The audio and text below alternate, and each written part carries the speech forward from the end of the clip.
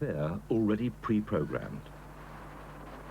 Studies of identical twins allow us to estimate for each of these things whether it's nature or nurture that really matters. Identical twins are fascinating to look at, but they're also interesting because they tell us so much about ourselves.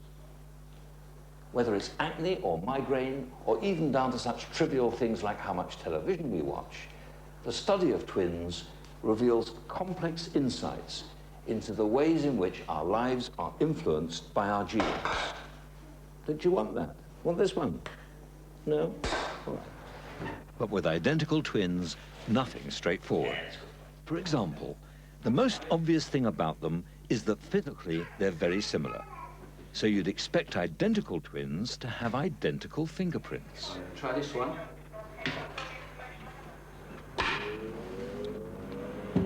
So these are the fingerprints from the middle finger of Warren's left hand and from Lewis's left hand. And what you can see is that they both show roughly the same structure. There's a loop and there's a delta formation, a kind of triangle. On Warren's print, the loop and delta are next to each other. On Lewis's, there's a gap between them. What this shows is that no two people, however identical, make the same pattern.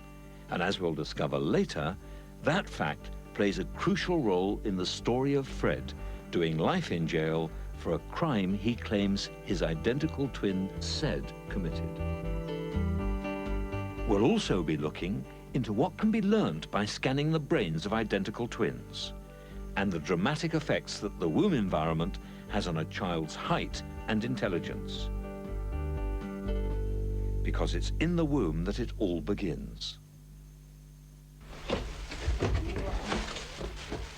We're not wearing this. We went out one night and we looked very similar, and this guy just said to me, "Oh, so where did you meet Helen?" It's like in the womb.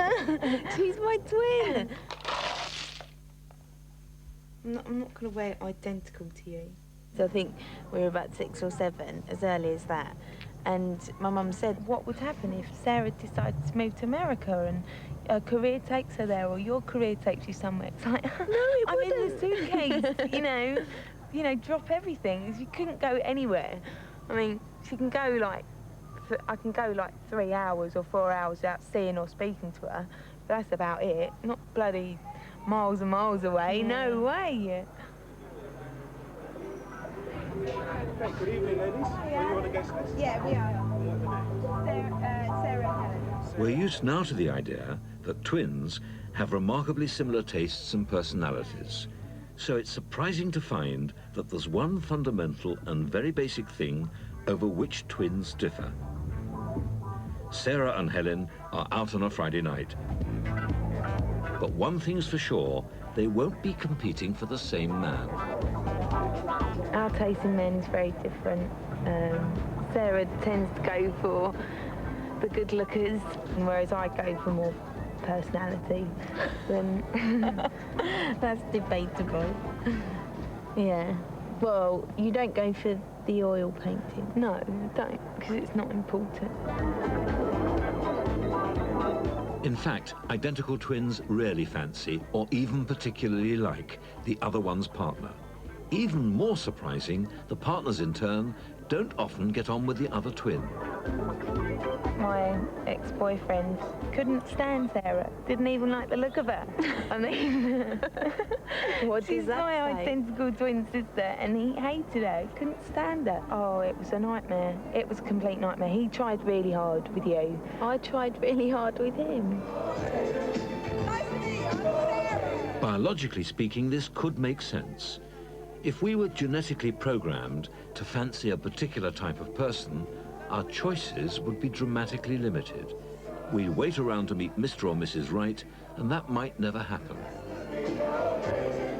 But Helen kind of, she's very domineering in relationships, whereas I'm a bit more of the kind of easygoing. I just think my relationships are more easygoing than what yours are. Yeah. Because you do boring. No. Your relationships are boring. Helen tends to find men. Mine are eventful. Helen tends to find men and then manage to change what they wear, how they look, and it's like, well, why didn't you find someone initially that was that way instead of taking them through this great big drama in their life and dumping them? You know? A recent study of 1,000 twins and their partners concluded that though we tend to be attracted to people like ourselves, ultimately our choice of mate is pretty random, which means there's some hope for all of us.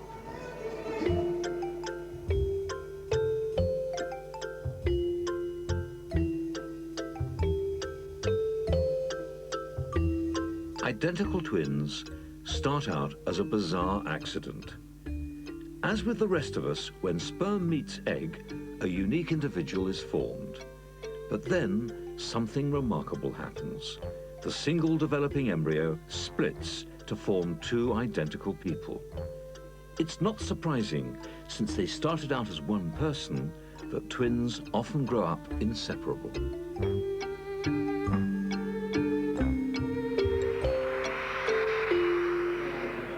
Now, Jane and Joan love being twins, but they're worried. Their faces are aging, and aging at different rates. We've come to New York to participate in a study on the aging process of identical twins. And this is going to entail some plastic surgery.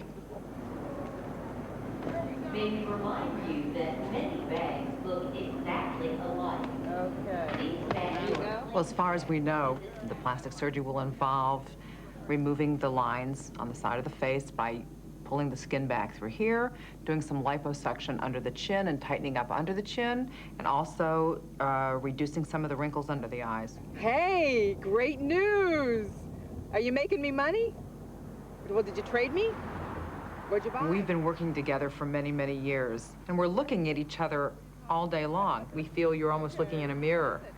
And by the end of the day, after a very stressful day, even though you're still well made up and have your lipstick on and your hair is still combed, you certainly look older at the end of the day and tired. And it's time to look fresher and more with it again.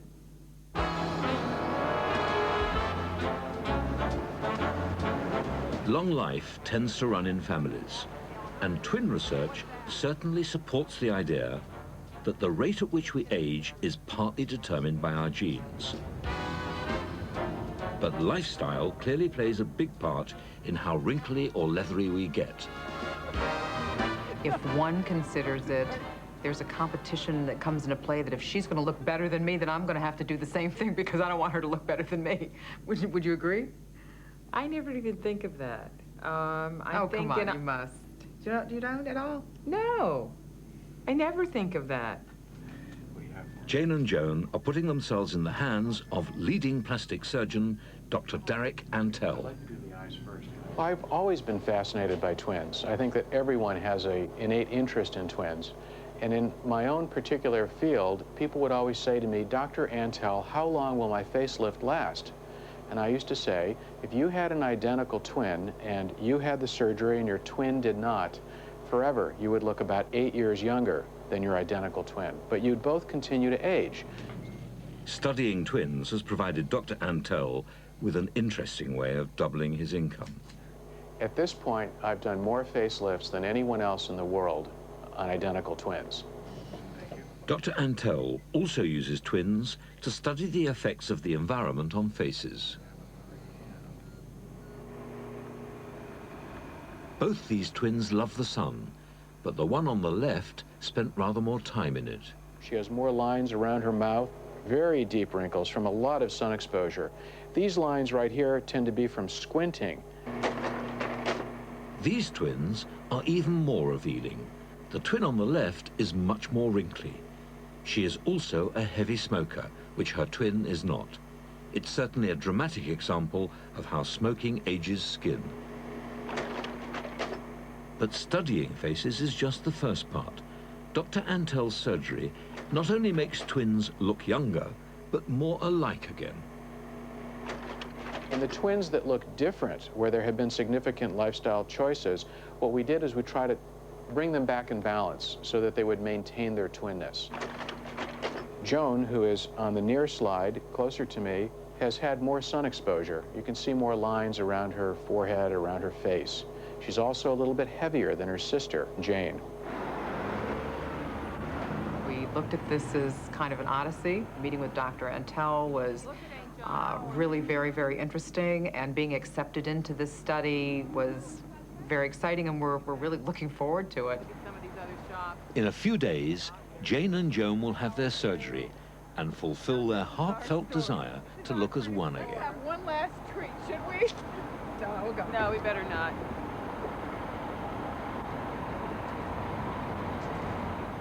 Now I have to confess to a phobia.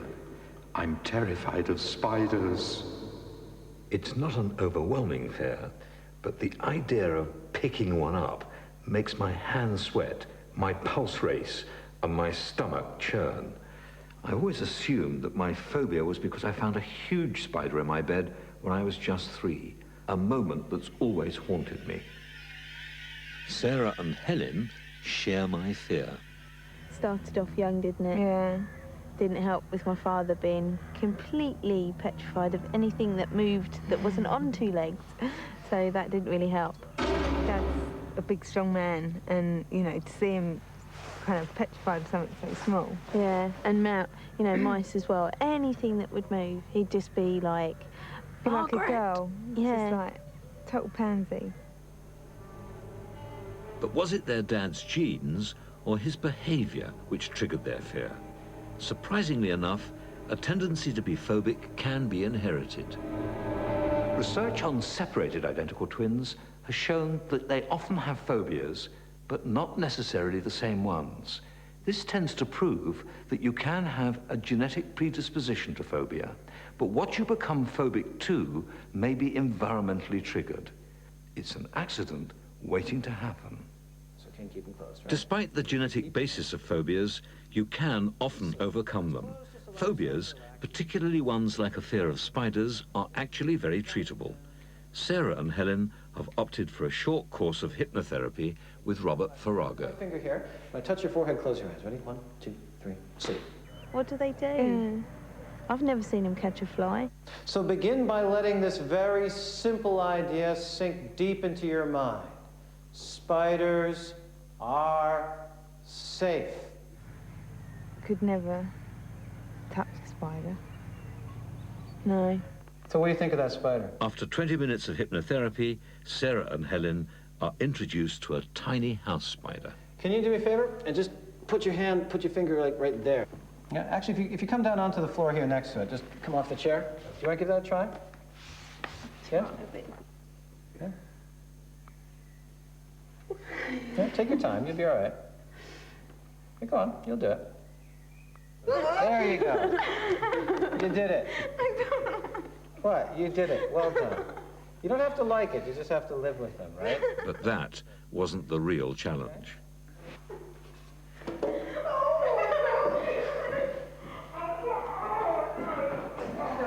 Okay.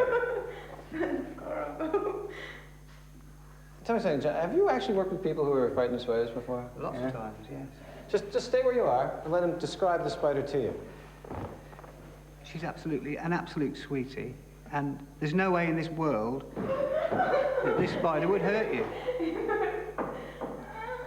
Can I come a little bit? Please, please don't. Please, please don't. It really is not going to hurt you. Just take your courage. You can do it. And it won't even move. But don't prod it. Just stroke it. Because she's beautiful. That's debatable. Go on. You can do it. Very gently. And you'll take it away if you Yes, do it? don't prod it, don't poke it, just very gently stroke its abdomen. And it's gone. Stroke it. I've done it. Well done. Well done. So, not a total result, but do you feel better after that? Yeah. Do you feel like you're more capable of handling the situation? Yeah, I feel that I could deal with it a bit better than I normally would have. Okay. Same goes for you? Yeah. Okay. I would never have touched the spider. I wouldn't have. And you did. Yeah. Well done. And one I touched is a hell of a lot bigger than the one you touched. Believe me. So, Robert, result for you? Well, I have to confess I share Helen and Sarah's misgivings, but, you know, I must prove that it's possible to overcome this primeval fear of spiders. And so I'm going to hold this thing now, and I'm going to stroke it. It is a very, very beautiful animal. But I don't know. I'm not sure that I'd be able to manage a house spider as well.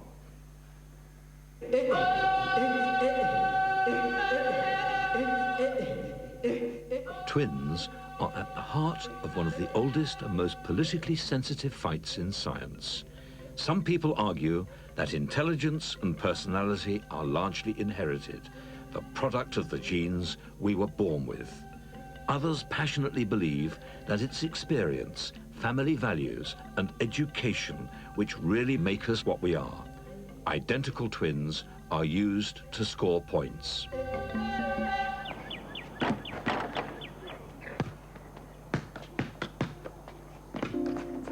Funnily enough, it's sometimes the differences between identical twins that are most revealing.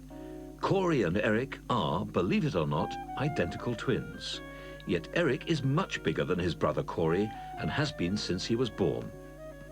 Seen with their older brother Tyler, you'd think they were three brothers of different ages. He's bigger than him. And I'm bigger than him.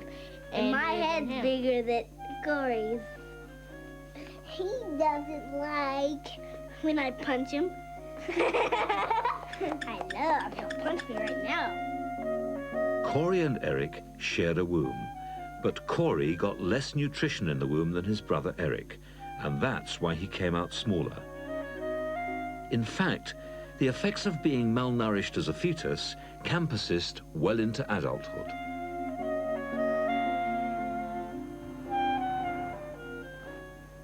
At Louisville University, they've been studying twins for over 40 years. Hundreds of twins have passed through here. And Eric, you can stand right next to him, right there, okay? Okay. Corey and Eric have been visiting the university since they were born. Here, they are regularly weighed, measured, and they have their IQ tested. Other than the fact that one of them is taller than the other one, they're as much alike as any pair of identical twins for the basic building blocks: intelligence, personality, and temperament that we see in any of these pairs. Studies consistently show that the biggest single factor in determining our intelligence is our genes. But environmental influences such as food, parents, schooling, and general welfare can still have an important stunting or stimulating effect. When Corey was first tested, he was not only shorter than Eric, he also had a lower IQ. Both twins got lots of stimulation, both at home and at the institute. Corey's IQ score rose fast, Eric's didn't. Now they have very similar scores. What research here has shown is that intelligence is like height. If you don't feed or stimulate a child enough, then they'll be stunted. Having educated parents will help you reach your genetic potential because educated parents tend to stimulate children. So if you want to make a prediction about a twin's intelligence by the time they reach their adult years, your best prediction can be made on the basis of how far the mother and the father went to school. But equally, it seems, you can't make children taller or smarter than they are programmed to be. Like sporting ability, intelligence can certainly be nurtured. But unless it's already in the genes, playing your baby Mozart in the womb is not going to make it into a genius.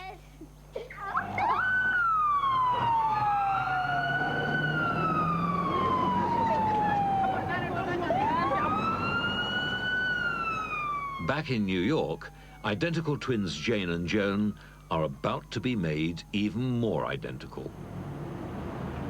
What we're going to do today is we're going to tighten up the face, the neck, and we're going to work on the lower eyelids. Certainly one of the goals of the surgery is to maintain your twinness, to make you look as much alike as we possibly can. We're going to bring you back into balance to maintain the twinness. Okay. Right. Okay. Good. Turn, yep. So everything's going well. They've done the chin and the under the eyes.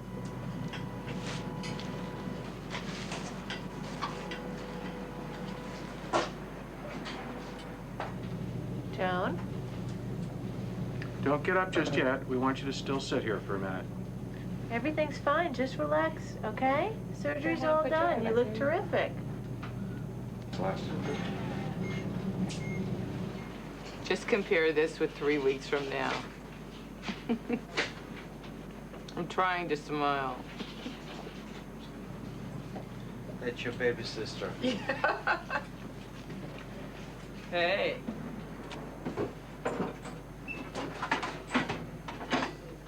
Oh, I'm glad it's over, but it was not nearly as bad as I thought it was going to be. I mean, there's a lot of discomfort, but no severe pain. The doctors were wonderful. I can't say enough good things. I'm just anxious to see the results. How do you feel, Jane? Can you talk? Jane and Joan are about to start 3 weeks of convalescence. I have absolutely no regrets, and I would turn around and go back in and do it again. I'm very excited. Thank you, lady. Jane and Joan are striving to overcome the effects of aging with, we hope, good results.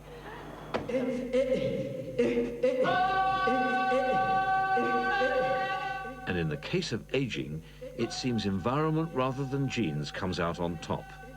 But when it comes to other areas like mental illness, where the environment and particularly families have historically been held up as all important, the story's very different. Well, here we are, sunshine. You've arrived at last, so... Thanks to you. You got to take your I did do my best to get here. You know, I didn't want to get here. Roger and Robert Perry are taking part in a research programme into mental illness at the Maudsley Hospital in London. Morning. Good morning. I'm Roger Perry. I'm Robert Perry. We called to see Dr. Sharma. Right, take a seat. I'll give him a call for you. There you go.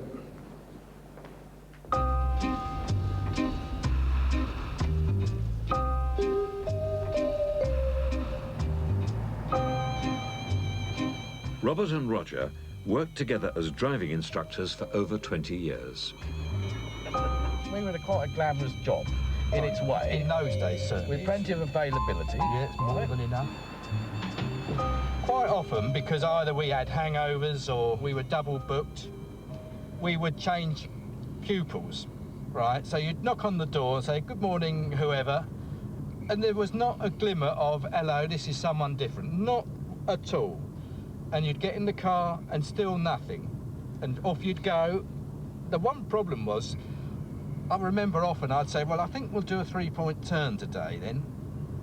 And she'd say, we did that last week. And I'd say, did we? I can't remember that. The main difference between Roger and Robert is that Roger is a schizophrenic. The first sign of mental illness was probably about, I would say, 86. So that was, I was 46. And that's when, you know, hearing the voices, people talking about you, and all this business. I mean, I couldn't do a thing about it. I knew that. I used to talk to Roger. I used to try and reason with Roger. He used to have such fanciful ideas that you just can't reason with them because you just get from one and you go up a dead end. You see, with Robert, he's so intolerant, you see. He's the worst person in the world to have this by your side when this happens. He doesn't say, well, what bad luck. What the bloody hell are you like that for? Pull yourself together. Schizophrenia used to be blamed on families. We now know that like other mental illnesses such as autism or severe depression, schizophrenia is largely a biological disease. But tracking down the affected areas in the brain has proved elusive. You can see the eyeballs coming in. Families are not the cause of schizophrenia, they are the victims. The stress it causes can break up even the closest relationships. Roger wanted to go out of the business. He wanted to just split. And I thought, well, that's strange, you know, we've got on so well. What's the point in that? And so, because I've always thought I was the dominant one, I just said, oh, don't be so bloody stupid. There's no point in that. Didn't listen to him at all. Well, I thought I was doing more than you were. And I thought, well, I might as well be on my own then. So, you know, I mean, it might have been that I suddenly felt that I was had enough of the twin business. That has allowed us actually to... By comparing the brains of twins with schizophrenia and without, Dr. Sharma hopes to identify the physical changes in the brain that produce this devastating mental illness. Although he is currently normal, because he has an identical twin with schizophrenia, Robert knows that he himself has a 50-50 chance of becoming schizophrenic. Brings forth an illness of the mind. Yeah, sometimes over the last 10 years, I have worried I might get schizophrenia. But the longer it goes on and the longer I feel all right, then there's the less chance I'll get it anyway. But the other thing I feel is that I could deal with it much better knowing what Roger's been through than if I was the first one to have it. I think I would have rather been Robert than myself, if the truth was known. Yeah, I think. But I didn't get much choice in the matter, so it's no use wishing it. You know, I mean, all twins are going to be different, I suppose, but I don't see much benefit. I really don't. You've got somebody who looks like yourself, and every time you come in, you think, my God, do I look like that on a bad day? And if you don't get on with somebody for any particular reason, it's your own twin brother, you're in lots of trouble. If you never twin in the first place, it wouldn't happen, would it? Well, that's true, but, you know, can you think back before, again, getting back to the dreaded midlife crisis? Roger and Robert will probably go on arguing for the rest of their lives. Well, I didn't have any complaints then, I suppose. Well, why not? You should have done.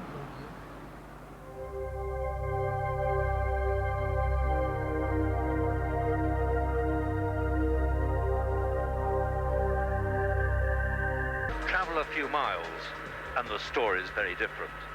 A child born and brought up here in one of the rougher parts of the East End of London has very different chances and is much more likely to end up with a criminal record. But is it all down to upbringing, schooling and affluence? Or is there a biological tendency to criminality? Well, the story of the East End's most famous identical twin gangsters is revealing.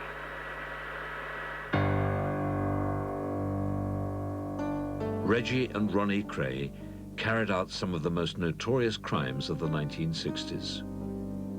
They were born into an environment which had an awful lot of crime in it. Although they were very cruel and they were very ruthless and despicable characters in certain ways, but at least they were not giving in. And they weren't giving in to the poverty or the misery or the horrendous nature of East End life at the time.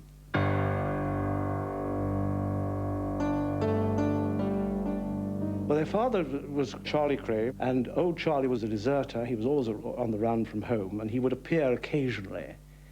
And the twins would always have to pretend that Daddy wasn't there, and they knew exactly how to deal with the law. No respect for it, and it was always the enemy. Partly the fact that they were twins marked them out from other children, certainly. They didn't, I remember one of them saying, of course, the Crays never had a proper childhood. They were always watching each other. And they were all self-sufficient. They didn't laugh, they didn't play together. They just worked themselves. They didn't associate with others. So from the start, I think they were marked out from other children. When they became criminals, of course, that marked them out even more.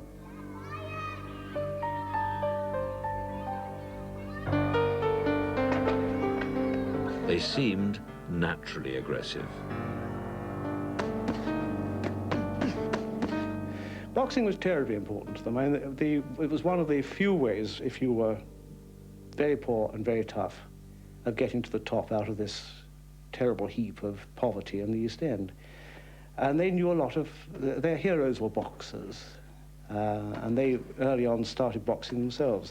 But of course, if you're a good boxer, you can always also be a good villain. You know, you can beat anyone in a fight.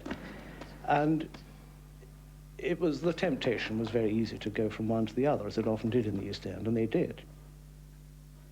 I think the twin thing was what really became their destiny. I think it was what turned them into violent criminals. They were thugs, they were violent, they were fighters. Ronnie was in prison where he'd been in for grievous bodily harm. And while he was in prison, he had really a sort of nervous breakdown. So one afternoon, when visiting time came, Reggie arrived to visit his brother Ron. And he told Ron before to wear a dark blue suit, neatly tied tie, and Reg came in wearing exactly the same.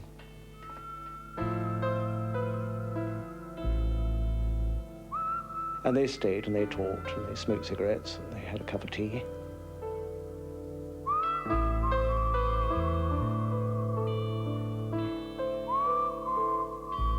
When visiting time ended, one of the Cray twins got up, walked out, and then they came and said, well, now, Ron, it's time for you to go back to your room. He said, I'm not Ron Cray, I'm Reg.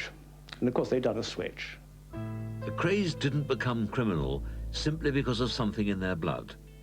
The combined influence of their anti-establishment family, an inherited tendency for impulsive behavior, and the poverty of the East End made them what they were. The most famous criminal career in Britain since the war depends on this twin bond. And I think without it, it wouldn't have happened.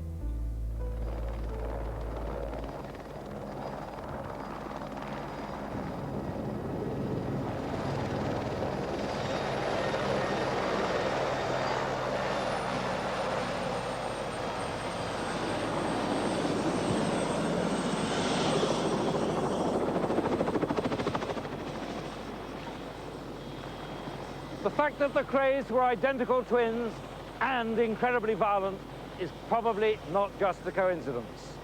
There does seem to be a genetic influence for some forms of violent crime, and this may be exaggerated or diminished according to the environment in which one is brought up. The trouble with using studies on twins to investigate criminality is that twins collude. This causes confusion as to who really did what to whom, as in the case of Fred and Sed.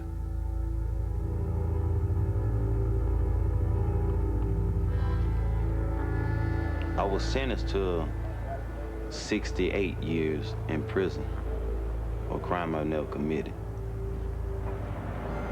Fred Young was convicted of an armed robbery on the basis of an eyewitness account. They felt that I was the one committed the crime because I looked like that person, which is where my twin brother is the one that committed the crimes. Fred says the robbery was actually carried out by his identical twin brother, Sed, something that Sed denies. I can honestly say that I didn't commit the crime. Their mother, Shirley, is convinced that the wrong brother is in jail. I just really believe that it was Cedric who committed these crimes and not Frederick. And I'm gonna always believe that, regardless of what Cedric tell me, I or anybody else. I'm just gonna always believe that Fred is innocent.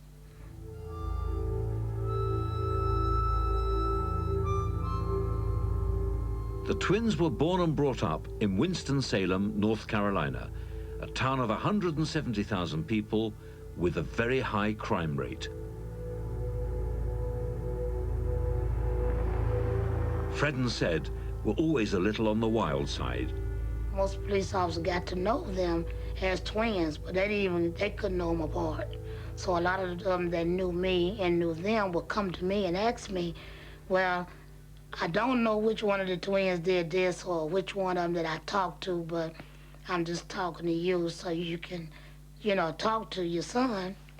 I said, okay. So when I see both of them, you know, they say, well, it wasn't me, and the other one say, well, it wasn't me. So, but anyway, I just come to talk to both of them anyway. I know it was one of them. The police officer wouldn't tell no story.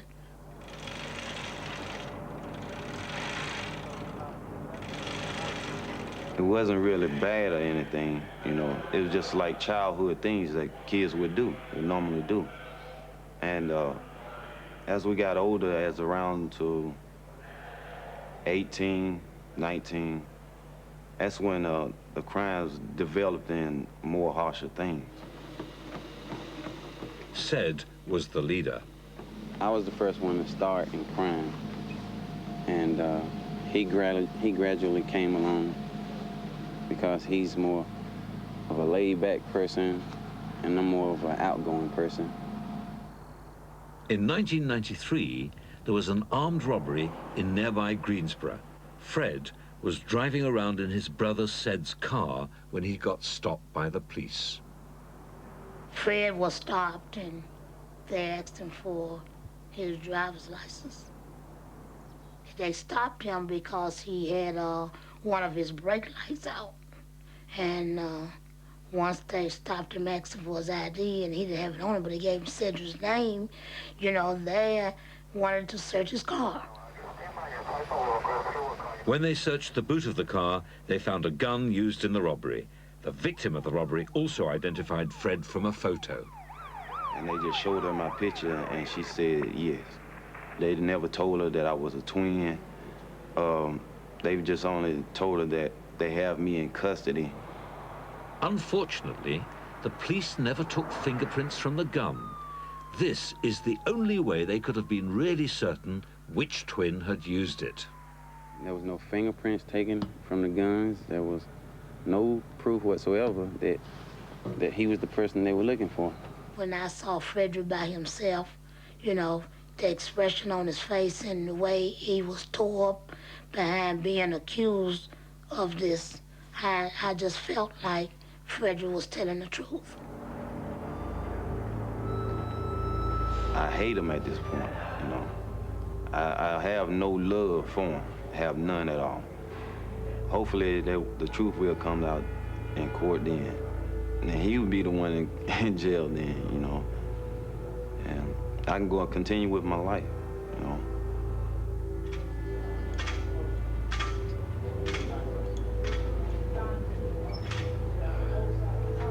Well, I'm sure he loves me, and I hope that he knows that I love him.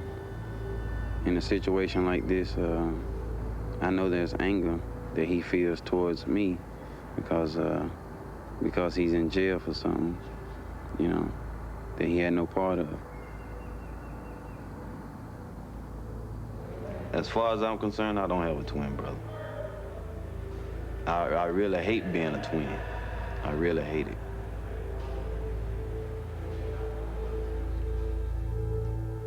People say, oh, if I had twins, oh, I wish I had twins. No, you do not know what you're wishing for. That is a terrible thing to wish for. I mean, especially when they're identical as much as mine, so. There is no evidence of a gene for criminality, but there is evidence that some types of children are more likely to get into trouble with the law. They're children who from the earliest age are impulsive, reckless risk-takers.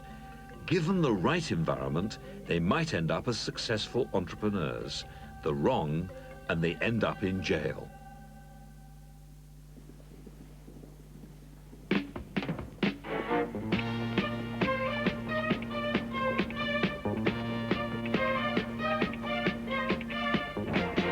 However often you see them, identical twins never stop being fascinating.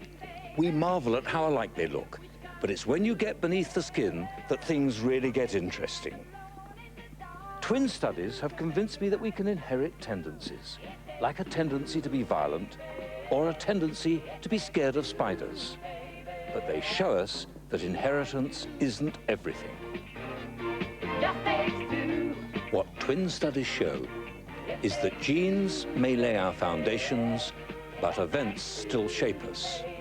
And whatever is true of twins is true for the rest of us.